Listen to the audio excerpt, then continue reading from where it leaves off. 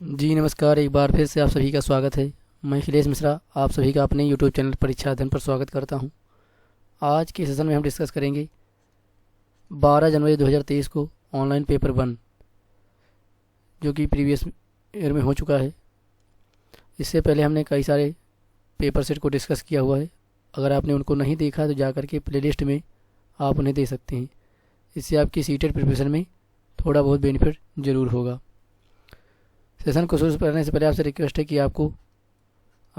कि वीडियो को लाइक कर दीजिए, अपने मित्रों के साथ शेयर कर दीजिए और अगर पहली बार आए हैं तो चैनल को सब्सक्राइब भी कर लीजिएगा। आइए चलते हैं प्रश्नों की ओर, देखते हैं कि 12 जनवरी 2023 को किस प्रकार के प्रश्न आपसे पूछे गए थे। फर्स्ट क्वेश्चन दिया गया है कि रोमन संख्याओं में ये किसके बराबर होगा, ये हमसे पूछा गया है। तो यहाँ पर मैंने आपको एक टेबल दे रखी है। यहाँ पर आपको इम्पोर्टेंट दिए हुए हैं कि किसको किस प्रकार डिनोट करते हैं। तो यहाँ पर आप देख लीजिए 1 से 10 तक सभी लोग जानते होंगे। 10 को क्या कहते हैं, एक्स कहते हैं, 50 को एल कहते हैं, सी को 100 कहते हैं, डी को 500 कहते हैं और एम को 1000 कहते हैं और 5 को वी कहते हैं। तो आइए देखते हैं। एक उससे पहले आपसे रिक्वेस्ट है कि थोड़ा सा समझ लीजिए ध्यान से। अगर v है तो v है, इसकी वैल्यू कितनी होती है, 5 होती है। लेकिन ये कभी भी लेफ़्ट साइड में नहीं आता है। जो लेफ़्ट में होते हैं, अगर किसी यहाँ पर लेटर को लेफ़्ट में लिखते हैं, इसका मतलब क्या होता है, वो उसमें घटता है। और अगर उसको हम कहाँ लिखते हैं, राइट में लिखते हैं, इसका मतलब वो उस वाले नंबर में जुड़ जाता है। तो आइए देखते हैं। इसी प्रकार ना v घटता है, ना l घटता है और ना ही आपका डी घटता है। यानी ये तीनों के तीनों वी एल डी ये सभी लेफ्ट में कभी भी नहीं आ सकते हैं, क्योंकि ये दोनों किसी में भी सब्ट्रैक्ट नहीं होते हैं। आइए देखते हैं। जैसे कि एक्स एल लिखा हुआ है तो एक्स तो घट सकता है और मिनिमम घटने की या जुड़ने की जो प्रवणता होती है वो क्या होती है, वो 3 बार होती है। 3 बार से ना ज़्यादा घट सकता है ना जुड़ सकता है। तो एल की वैल्यू 5 है और एल के लेफ्ट में एक्स है। इसका मतलब क्या है कि एक्स जो है वो घटा है और एल की वैल्यू 50 और एक्स की वैल्यू 10 होती है। तो घटाने के बाद कितना आ जाएगा, ये 40 यानी 40 आ जाएगा। फिर प्लस एल में देखिए आपकी बार राइट में लिखा हुआ है तो एल की वैल्यू 50 हो जाएगी, एक्स की वैल्यू 10 हो जाएगी। तो यहाँ ऐड करेंगे तो 60 हो जाएगा और माइनस अब एल की वैल्यू कितनी होती है, 50 होती है। फिर 2 एक्स हैं और राइट में है तो दोनों जुड़ेंगे तो 50 10 60 हो जाएगा और 60 10 70 हो जाएगा। और जो 5 में देखिए 1 घटा हुआ है तो यानी ये क्या लिखा हुआ है, v के आगे 1 यानी ये 4 लिखा हुआ है। तो 70 में और जो 4 हो गया कितना हो गया, ये हो गया 74। अब इसको हम जोड़ लेते हैं तो ये 100 आएगा और इसमें 74 चला जाएगा तो बचेगा 26। अब 26 को रोमन में ही लिखने की बात कही गई, तो रोमन में कैसे लिखेंगे 26 को, 10 एक बार हुआ तो 10 हो गया, एक बार और हो गया तो 20 हो गया और इसमें 6 जोड़ना है तो 5 करेंगे तो 25 हो गया और 1 ये। तो इस प्रकार से आप इसको 10 10 20 5 25 और 1 ये हो जाएगा 26।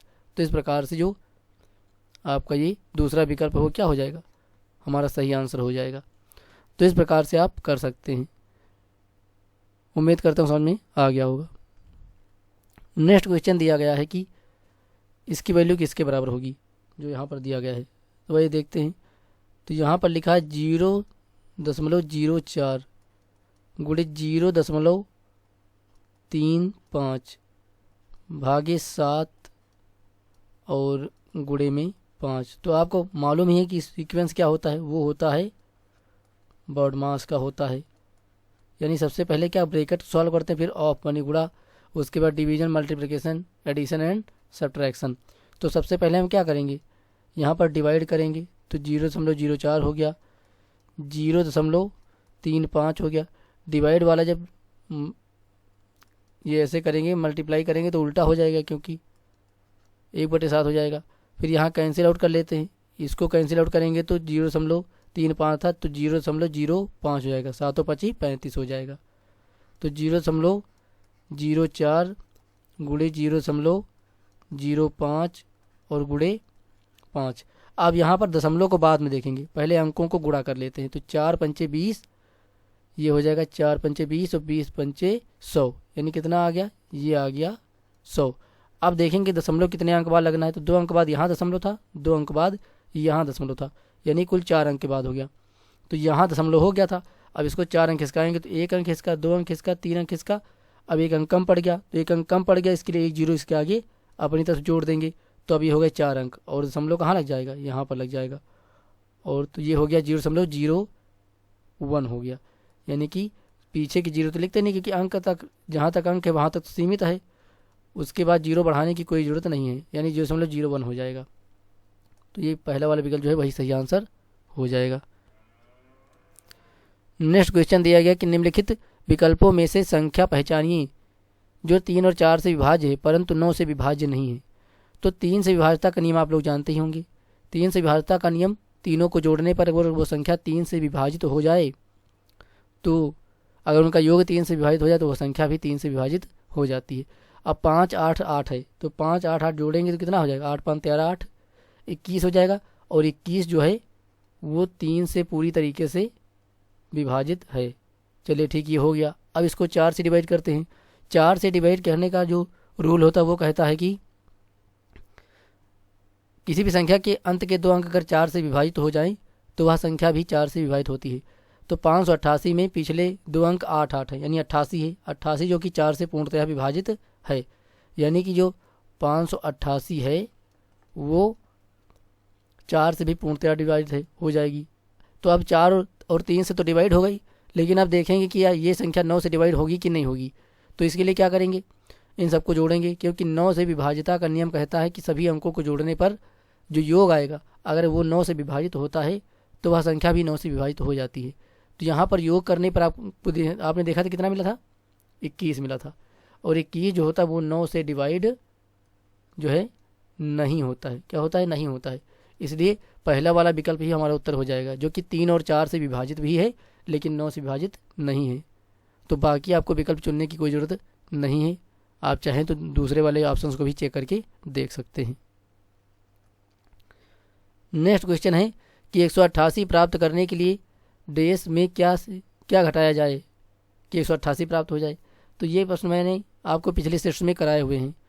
तो इसमें क्या करना है, आपको जो ये पूरा दिया हुआ है इस पूरे को जोड़ लेंगे और फिर क्या करेंगे, 188 में से आप क्या करेंगे, घटाने की बात कर रहा है, तो जो जोड़ने पे आएगा उसमें क्या करेंगे, 188 आप घटा देंगे। जोड़ने पर जो आएगा उसमें 188 घटा देंगे तो वो संख्या मिल जाएगी। तो इसको आप सॉल्व करेंगे और इसका उत्तर ना हमें कमेंट बॉक्स में आप कमेंट करके ज़रूर बताएंगे, क्योंकि ये आपने पिछले वाले सेट में किया हुआ है तो ये ज़रूर कर लेंगे आप। चलते हैं नेक्स्ट क्वेश्चन की ओर। नेक्स्ट क्वेश्चन कहता है कि अनु के पास अपने जन्मदिन पर बांटने के लिए 36 टॉफियों वाले 8 पैकेट थे। अब अगर 36 टॉफियों वाले 8 पैकेट थे तो टोटल कितना हो जाएगा, टोटल टॉफ़ी, जो टोटल टॉफ़ी होंगी वो कितनी होंगी, टोटल टॉफ़ी हो जाएंगी भाई, एक पैकेट में 36 तो 8 पैकेट में 8 गुणे 36, ये तो हो गया टोटल। और इसको गुणा करेंगे तो कितना आएगा, 8 छंग 48, 8 3 24, 4 28, यानी कि 288 आ गया। अब यहाँ पर हमें देखना है कि भाई टॉफी देखें तो 1/4 दे दिया, तो कुल भाग अगर देखें, भाग में अगर देखेंगे तो टोटल वैल्यू कितनी होगी, एक ही तो होगी, कितनी होगी, एक होगी। और उसमें से उसने 1/4 भाग अपनी सहेलियों को दे दिया, तो 1/4 दे दिया तो 1/4 ये इसमें से निकल जाएगा एक में से। अगर भाग में देखें तो फ्रैक्शन में देखें तो फिर उसके बाद 3/8 भाग उसने अपनी किसको दे दिया, सहेलियों को दे दिया। उसके बाद उसने उस टॉफियों में से 1/3, उसके बाद 1/3 भी था जो उसने अपने भाई के लिए रख लिया। तो इतना रख लिया तो इतना एक में से घटा देंगे तो जो शेष भाग बचा होगा टॉफी का वो निकल करके आ जाएगा। तो यहाँ पर सॉल्व करेंगे तो सॉल्व करना आपको ज़रूर आता होगा। सॉल्व करेंगे तो देखेंगे कितना आता है। ये यहाँ पर थोड़ा सा गलत हो गया है, 8 नहीं एलसीएम होगा इसका, 12 सॉरी 24 होगा। तो सॉल्व करेंगे तो जैसे इसका एलसीएम होगा 8, 4 और 3 का, तो वो हो जाएगा 24। अब 24 से करेंगे तो 4 6 24, 6 आ जाएगा। 8 3 24, तो 3 से गुणा करेंगे तो 3 3 का 9 आ जाएगा। और यहाँ पर 3 8 24 यानी 8 आ जाएगा। इसको सॉल्व कर लें, इसको सॉल्व करेंगे तो 9 6 9 15 और 15 8, ये हो जाएगा 23/24। तो बचा कितना, ये सॉल्व करने पर आ जाएगा 1/24। यानी कि जो टाफियाँ थी अगर भिन्न के अनुसार देखें तो 1/4 24 भाग बची हैं, 1/24 बची हुई हैं। और टोटल कितनी है? टोटल तो हमारे पास 288 हैं। तो बचा शेष जो है हमारे पास इतना बचा है, शेष बचा 1/24। तो हमें 288 का क्या 1/24 भाग निकाल लेंगे, पता चल जाएगा। तो टोटल कितना था 36 × 8, और इसका कितना निकालना है 1/24, क्योंकि 1/24 ही बचा है तो 36 × 8 का हम 24 भाग ही निकाल लेते हैं। तो ये कैंसिल आउट करेंगे तो 8 × 3 = 24 और 3 से काटेंगे तो ये आ जाएगा 3 दूनी 6, यानी कितना आ गया 12 आ गया। तो 12 आ गया तो यही हमारा क्या हो जाएगा आंसर हो जाएगा कि उसके पास अब 12 टाफियाँ बची हुई हैं। तो इस प्रकार इसको बहुत ही ईजिली कर सकते थे।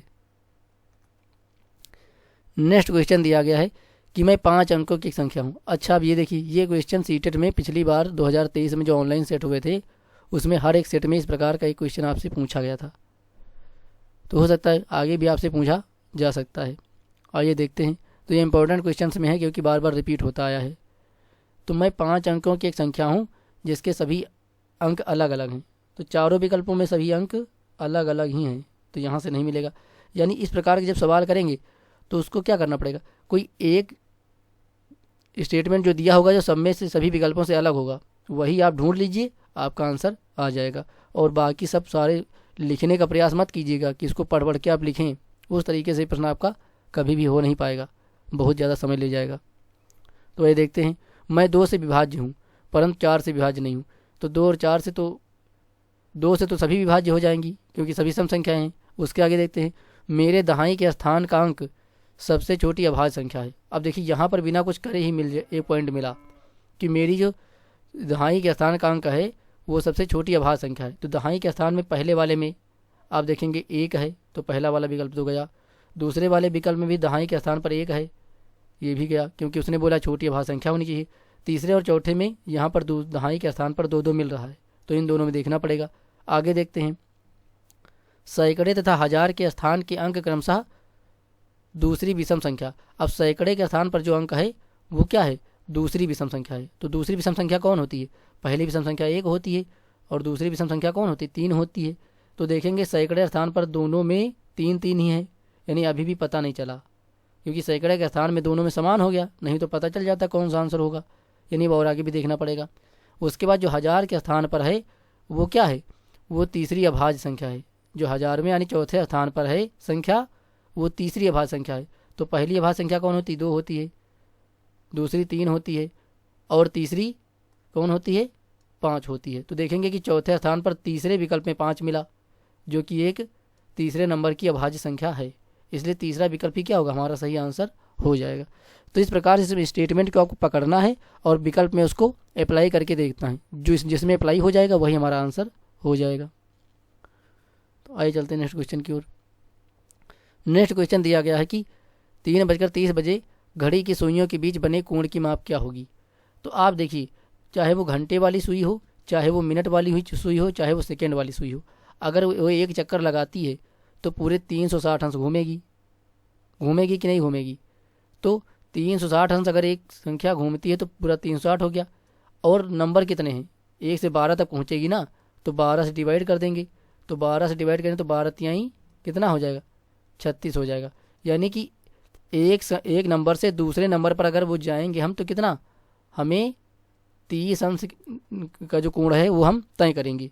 तो अब संख्या क्या है, बजा कितना है, बजा है 3:30 यानी कि संख्या जो सुई होगी वो क्या होगी, जो सुई होगी वो ना 3 पर होगी ना 4 पर होगी, क्योंकि 3:30 हुआ है। अगर 3 बजा होता तो 3 पर होती, 4 बजा होता तो 4 पर होती, लेकिन न 3 बजा न 4 बजा, बजा है 3:30, तो इनके दोनों के जस्ट बीच में आएगी। अब अगर 3 से 4 तक जाते तो 30 अंश का कोण तय करती, दूरी तय करती, लेकिन आधा ही चला है तो इसलिए 30 का आधा कितना होगा 15। तो पहले वाले में कितना तय करेगी, 15 तय करेगी। फिर 4 से 5 जाएगी तो 30 अंश और 5 से 6 जाएगी तो ये भी 30 अंश। तो इस प्रकार आप इसको जोड़ सकते हैं। 30 वो हो गया जब 5 से 6 आए और 4 से 5 आए तब 3 हो गए, और जब 3 से 4 गए तो उसमें आधा ही तय किया गया तो वो कितना हो गया 15 हो गया। तो इस प्रकार जोड़ेंगे तो कितना आ जाएगा, ये आ जाएगा 75। तो 75 अंश का कोण इनके बीच में बनेगा। और आप चाहें तो फार्मूले से भी कर सकते हैं, इसको फार्मूले से भी किया जा सकता है, लेकिन ये वाला मेथड आपको ज़्यादा समय नहीं लगने देगा। नेक्स्ट क्वेश्चन दिया हुआ है कि सही कथन चुनिए। वृत्त का व्यास उसकी त्रिज्या की लंबाई का आधा होता है। जी बिल्कुल गलत। वृत्त का व्यास त्रिज्या का आधा नहीं होता है, बल्कि क्या होता है, बल्कि जो व्यास होता है वो त्रिज्या का क्या होता है, 2 गुना होता है। ये स्टेटमेंट सही है, लेकिन इसने व्यास को ही आधा कर दिया, इसलिए ये वाला गलत हो गया। दूसरा, प्रत्येक जीवा वृत्त का व्यास होती है, तो दूसरा वाला विकल्प भी क्या होगा, ये भी क्या होगा, गलत होगा। प्रत्येक जीवा व्यास नहीं होती वृत्त का, जो केंद्र से होकर के जाती है वही होती है। जैसे कि ये सेंटर हो गया, अगर सेंटर से जो जाती है उसी जीवा को हम क्या कहते हैं, व्यास कहते हैं। तो ये प्रत्येक जीवा व्यास नहीं होती है, तो दूसरा वाला स्टेटमेंट भी गलत हो गया। अनेक वृत्त में अनेक त्रिज्याएं खींची जा सकती हैं, ये बात सही है। अगर हम वृत्त एक बनाते हैं तो उस वृत्त में आप देखेंगे कि आप अनेक त्रिज्याएं खींच सकते हैं, और सभी त्रिज्याएं क्या होती हैं, आपस में बराबर होती हैं। चाहे जितनी भी त्रिज्याएं खींची जाएं, सभी त्रिज्याओं की लंबाइयां बराबर होती हैं, और वृत्त के अंदर असंख्य त्रिज्याएं या अपरिमित जो त्रिज्याएं होती हैं वो खींची जा सकती हैं। यानी तीसरा विकल्प जो है वो हमारा क्या होगा, सही हो जाएगा। चौथा कह रहा है कि वृत्त की परिधि उसके व्यास का 3 गुना होती है। वृत्त की परिधि क्या होती है, उसके व्यास का 3 गुना होती है। तो ये भी स्टेटमेंट क्या है, गलत है। क्यों, क्योंकि इसको चेक करके देख सकते हैं। भाई परिधि बराबर क्या होता है, 2 पाई इंटू क्या होता है, आर होता है। 360 को त्रिज्या से गुणा करो तो परिधि बन जाता है ये सूत्र। तो अगर यहाँ से मैं 2r लिख लूँ तो कितना आ जाएगा, 2r को मैं लिख सकता हूँ d। अब बचा कितना, केवल पाई बचा। तो वृत्त की परिधि क्या होती है, उसके व्यास का 3 गुना होती है। तो परिधि देखो व्यास का कितना, पाई का मान कितना होता है, 3.14 करके कुछ होता है, और ये क्या हो गया, d हो गया। तो जो परिधि होती है वो व्यास के लगभग 3 गुने से थोड़ा ज़्यादा होती है, 3 गुना से थोड़ा ज़्यादा होती है, केवल 3 गुना नहीं होती है। इसलिए चौथा विकल्प भी हो जाएगा गलत। चलते हैं नेक्स्ट क्वेश्चन की ओर। नेक्स्ट क्वेश्चन दिया गया है कि निम्नलिखित में से कौन सी किसी त्रिभुज की भुजाएं नहीं हो सकती हैं। तो पहले तो आपको स्टेटमेंट मालूम हो, भाई त्रिभुज की 2 भुजाओं का जो योग होता है वो तीसरी भुजा से क्या होता है, बड़ा होता है। a प्लस बी करो तो c से बड़ा होगा, b प्लस सी करो तो a से बड़ा होगा, या a प्लस सी करो तो वो b से बड़ा होगा। या तो अगर घटाते हैं तो घटाने पर तीसरे से छोटी हो जाएगा। ऐसे भी कह सकते हो कि अगर 2 भुजाओं को घटाया जाए तो वो तीसरी भुजा से छोटा हो, या ये हम कह सकते हैं कि 2 भुजाओं को अगर जोड़ा जाए तो वो तीसरी भुजा से बड़ा हो जाए। तो कोई भी एक तरीका आप यहाँ पर अप्लाई कर सकते हैं। तो हम देखते हैं कि पहले वाले विकल्प को चेक करते हैं। पहले 2 को जोड़ते हैं तो 3 और 4 7 हो जाता है, जो कि तीसरी वाली 5 से ज़्यादा है। यानी इसमें तो त्रिभुज का निर्माण हो सकता है, यानी ये आंसर नहीं हो सकता है। ये तो सही हो गया, लेकिन उसने कहा कि कौन सी भुजाएं नहीं है। दूसरे में 6 6 हो गया, अब 6 6 को जोड़ेंगे तो 12 हो जाएगा, जो तीसरी वाली यानी 6 से बड़ा हो जाएगा। तो ये भी उत्तर नहीं होगा। प्रश्न ने कहा कि किससे त्रिभुज की भुजाएं नहीं बन सकती हैं, यानी किनसे त्रिभुज नहीं बन सकता है। अब देखिए तीसरे में जोड़ेंगे 7 7 कितना होता है, 14 होता है, जो कि 15 से छोटा हो गया। यानी यही वाला क्या हो जाएगा, हमारा सही उत्तर हो जाएगा। यही जो होंगी वो त्रिभुज की भुजाएं नहीं होंगी, क्योंकि 2 जोड़ने पर भी तीसरे से बड़ा नहीं हो रहा है। तो यहाँ पर ये क्या हो जाएगा, इनसे त्रिभुज का निर्माण नहीं होगा। तो यही हमारा सही उत्तर जो है वो हो जाएगा। चलते हैं नेक्स्ट क्वेश्चन की ओर। नेक्स्ट क्वेश्चन कह रहा है कि आंसू 5 फुट 5 सेंटीमीटर लंबी है। आंसू जो है वो 5 फुट 5 सेंटीमीटर क्या है, लंबी है। तो हमें क्या करना है, देखिए यहाँ पर 1 फुट के लिए आपको कितना रखना है, 30 सेंटीमीटर का उपयोग करना है। तो हम क्या करें, अभी ऐसे तो तुलना हम कर नहीं सकते हैं, लेकिन हम आंसू कितनी लंबी है, अब अगर पैमाना सेम हो तब तो हम घटा सकते हैं। तो हमने क्या करना है, पैमाने को सेम कर लेना है। तो 5 फुट को सेंटीमीटर बनाने के लिए 30 से गुणा करना पड़ेगा, जो आपको प्रश्न में ही दिया गया है। तो 30 से गुणा कर दिया तो ये हमारे पास आ जाएगा 5 × 15 150, और 5 जोड़ने पर 155 सेंटीमीटर आ जाएगा। और दूसरे में क्या है, वो है नीतू। अब बात नीतू की करें तो नीतू 4 फुट है, 4 फुट 20 सेंटीमीटर लंबी है। तो फुट को 30 से जब गुणा करेंगे तो सेंटीमीटर बनेगा, और पीछे भी 20 सेंटीमीटर है। 4 3 12 120, और 20 जोड़ करके कितना हो जाएगा, 140 सेंटीमीटर हो जाएगा। दोनों को घटा लेते हैं तो कितना मिलता है, दोनों के बीच जो अंतर आता है वो 15 सेंटीमीटर का आता है। यानी कि जो आंसू है वो नीतू से 15 सेंटीमीटर क्या है, लंबी है। तो यही चौथा विकल्प जो होगा इसका सही आंसर हो जाएगा। नेक्स्ट क्वेश्चन की ओर चलते हैं। The area of rectangle is 252, यानी यहाँ पर एरिया आपको दिया गया है 252, लंबाई आपको दी गई है 18, चौड़ाई हमें मालूम है नहीं। तो आपको एरिया मालूम है, लंबाई कितनी है 18 है, चौड़ाई हमें मालूम नहीं लेकिन एरिया हमें मालूम है। तो एरिया का जो आयत का फार्मूला होता है वो क्या होता है, एरिया की बात करें तो ये हो गया 252, लेकिन एरिया जो होता है वो होता है लंबाई गुणे चौड़ाई, जो कि हो जाएगा 252।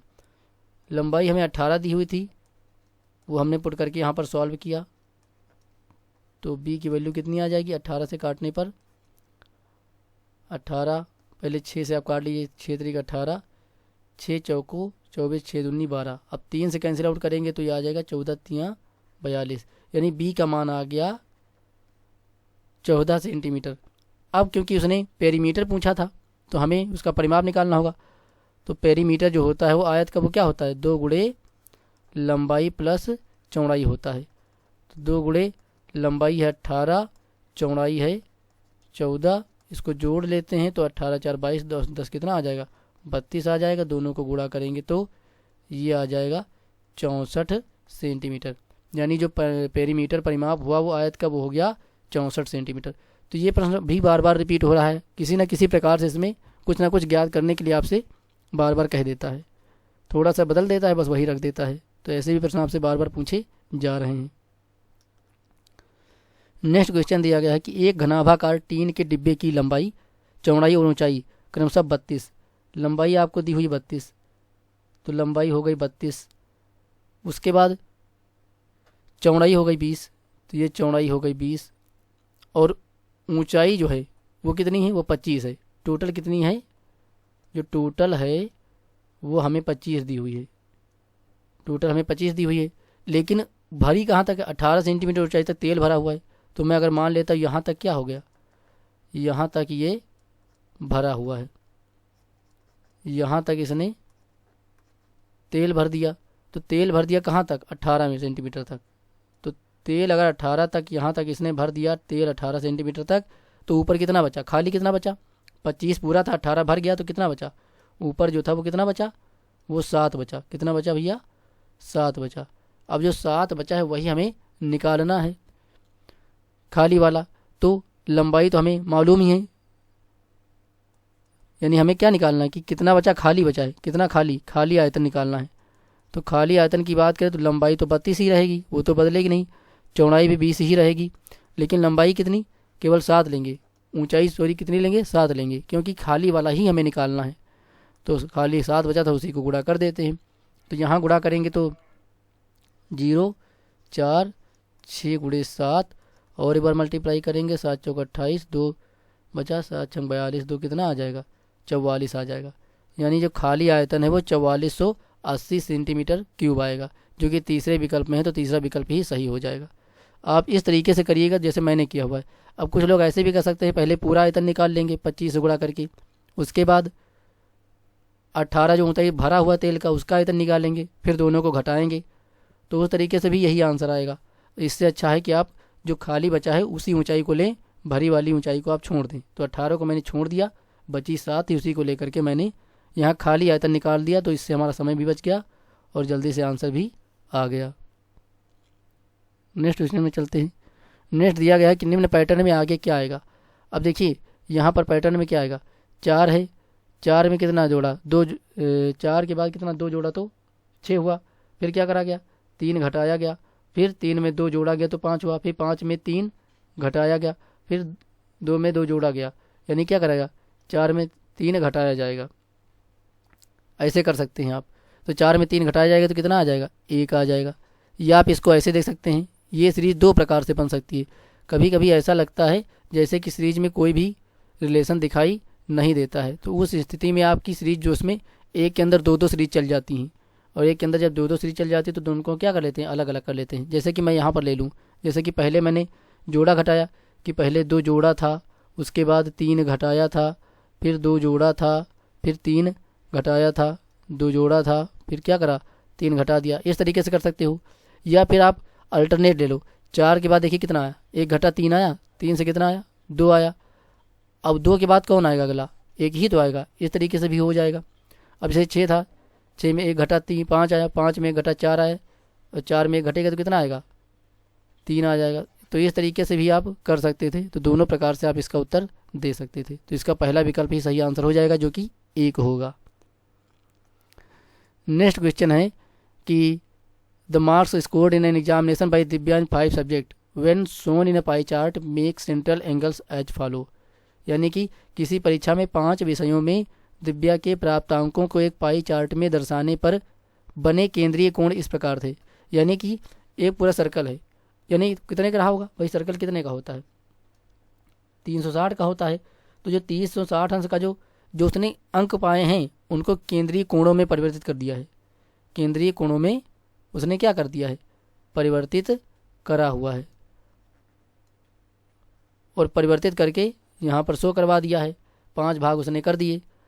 अब पूरा तो 360 होता है, जो कि उसने यहाँ पर 5 विषयों में 360 को तोड़ करके अलग अलग कोण, केंद्रीय कोणों में अपने 5 विषयों में पाए गए नंबरों को उसने दर्शा दिया है।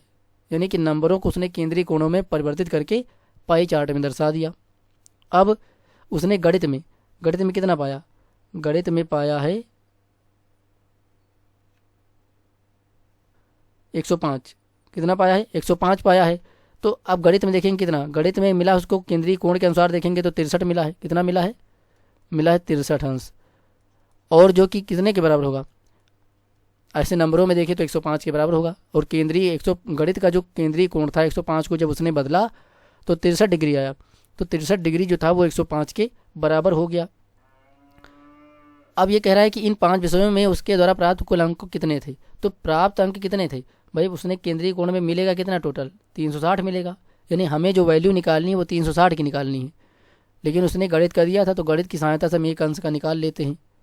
तो यहाँ से एक अंश का निकालेंगे तो कितना आएगा, आप देख लीजिए। एक अंश का निकालेंगे तो ये आ जाएगा 105 बटे कितना आ जाएगा, 63 आ जाएगा। लेकिन हमें निकालना है टोटल 5 विषयों को। तो 5 विषयों को जब इन जोड़ोगे सभी को, इन सभी को जब आप जोड़ेंगे तो आपको 360 ही मिलेगा। तो 360 का कितना होगा, जब एक का 105 बटे 63 है तो 360 का निकालेंगे तो 360 से क्या कर देंगे, गुणा कर देंगे तो 360 का निकल करके आ जाएगा। तो ये कट कैंसिल आउट कर लेते हैं। ये कैंसिल आउट करेंगे तो 9 सत्ते 63 और 9 चौको 36, यानी 40 आ गया।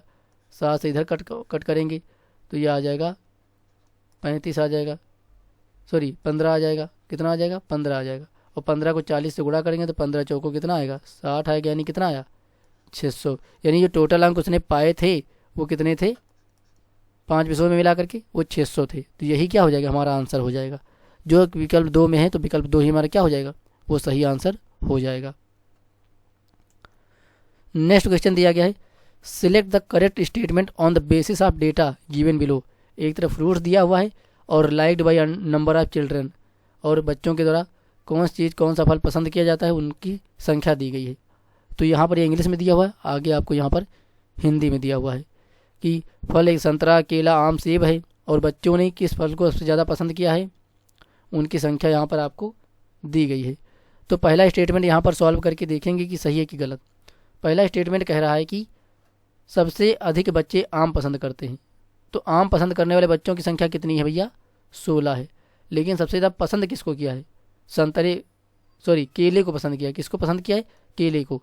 तो इसने बोला कि आम को सबसे ज़्यादा पसंद किया है, तो ये बात तो गलत है। तो पहला स्टेटमेंट हो गया गलत। दूसरा कह रहा है कि संतरा पसंद करने वाले बच्चे कुल बच्चों की संख्या का 1/3 है। अब कुल बच्चे निकालना पड़ेगा तो जोड़ना पड़ेगा। तो 4 2 6 6 12 8 20, 0 2 बचा, 2 3 5 1 6 2 8 और कितना हो गया, 2 10 हो गया। यानी टोटल बच्चे कितने थे, 100 थे। और कह रहा है कि जो संतरा पसंद करने वाले बच्चे हैं वो कुल बच्चे का 1/3 हैं।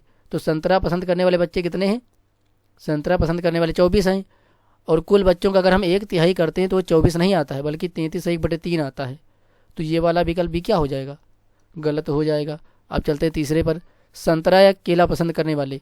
तो संतरा और केला दोनों को मिला लें तो संतरा को पसंद करते हैं 24 लोग और केले को पसंद करते हैं 32 लोग। दोनों को जोड़ेंगे तो कितना आ जाएगा, 4 2 6 और ये 3 2 5, यानी 56 आ गया। संतरा या केला पसंद करने वाले बच्चे सेब पसंद करने वाले बच्चों की संख्या के 2 गुने हैं। तो जब दोनों संतरा और केला को मैंने जोड़ दिया तो वो मिला 56। और सेब को कितने लोग पसंद करते हैं, वो पसंद करते हैं कितने, 28 लोग। अब अगर सेब को पसंद करने वाले का 2 गुना करते हैं तो कितना मिलता है, 56 ही तो आएगा, 28 दूना 56। तो ये बात सही है कि सेब को जितने लोग पसंद करते हैं उसके 2 गुने लोग संतरा और केला को पसंद करते हैं। और उसके बाद चौथा देख सकते हैं कि सेब पसंद करने वाले बच्चे कुल बच्चों की संख्या के आधे हैं। तो कुल बच्चे तो आप देख सकते हैं कितने हैं, 100 हैं और सेब को पसंद करने वाले 28 हैं। तो आधे कहाँ हुए, वो तो आधे से भी कम हुए। तो चौथा स्टेटमेंट भी क्या हो गया, गलत हो गया। हम आपको एक्सप्लेन करने की कोशिश करते हैं ताकि आपको अच्छे समझ में आ जाए, लेकिन आप जहाँ तक हो सके अगर आपको उत्तर मिल जाए तो आगे चेक करने की आपको कोई ज़रूरत नहीं है। तो अगर सेशन अच्छा लगा हो तो लाइक कर दीजिएगा, अपने मित्रों के साथ शेयर कर दीजिएगा जो सीटेट की प्रिपरेशन कर रहे हैं। और अभी तक आपने अगर हमारे चैनल को सब्सक्राइब नहीं किया तो उसको सब्सक्राइब कर लीजिए और बेल आइकन को ऑल पर सेट कर लीजिए ताकि आने वाली नेक्स्ट वीडियोज़ की नोटिफिकेशन आप तक समय पर पहुंचती रहे और आपका बेनिफिट होता रहे। इस सेशन से जुड़ने के लिए आपका बहुत बहुत धन्यवाद। मिलते हैं नेक्स्ट वीडियो में, तब तक के लिए आपका दिन शुभ हो।